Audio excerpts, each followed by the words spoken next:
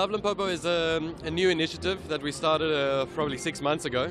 After being in the industry, the tourism industry, for more than 10 years. We just saw the gaps in terms of marketing our destination as a province.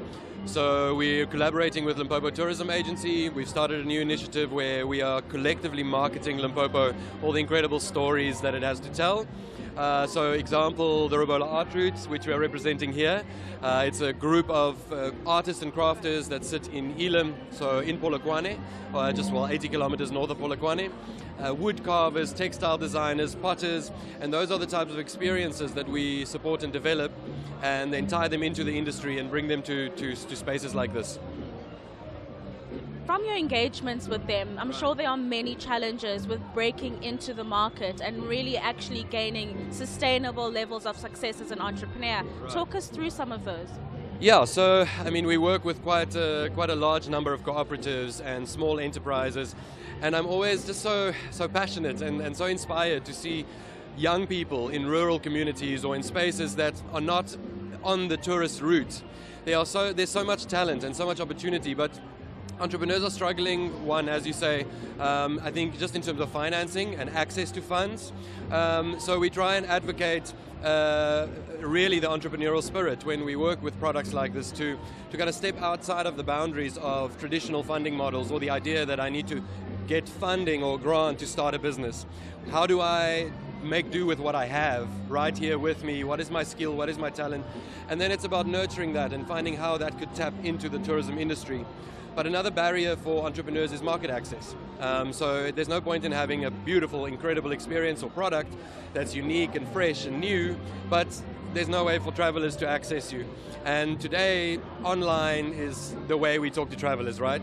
98% is, or something like that, of all tourism decisions are made online.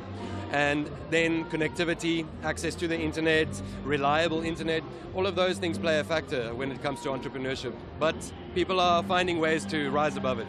Yeah.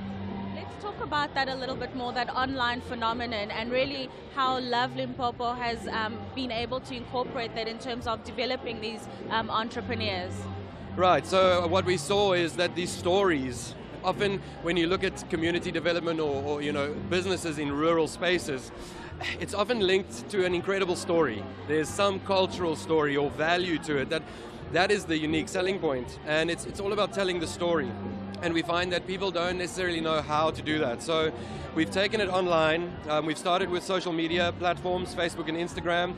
We've had resounding success just telling the stories of these entrepreneurs, telling the story of the group of 14 women who've been part of a cooperative since 1982, developing Tsonga textiles.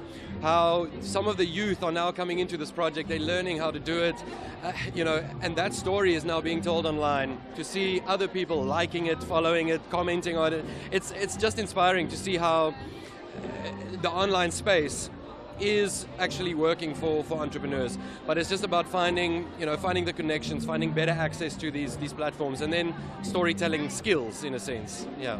And then finally, you guys are just 6 months old, and it sounds like you're really making such great headway already. But as a medium-term vision for the business and its growth, what are you hoping to achieve in the medium term? Well, I mean, we started Love Limpopo based on a frustration with the tourism industry. Everything is working in silos. Government's working in silos. Marketing is happening in silos. Community development's happening in silos. So for us, it was all about business unusual. Let's find new ways to innovate the space. And what we're trying to achieve with Love Limpopo is almost like a trilogy. It's like a trifecta of a triangle where you have marketing, you have business development or development of the industry, so all these role players that are sitting around us, and then also the traveler, as well as the communities. How do we provide value to all of these components in a holistic way? Once we achieve that, it's going to spill over into just a sustainable economic growth for our province through tourism.